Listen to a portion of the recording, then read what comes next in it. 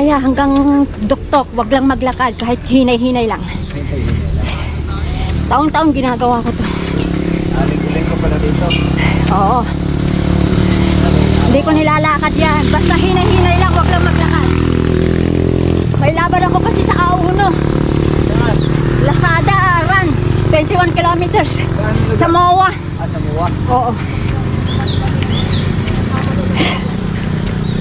Ano ba umuwi? Pinatakbo mo dito? Ha? Wala parang. Ha?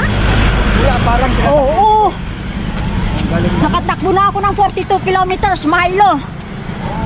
Talagang panda.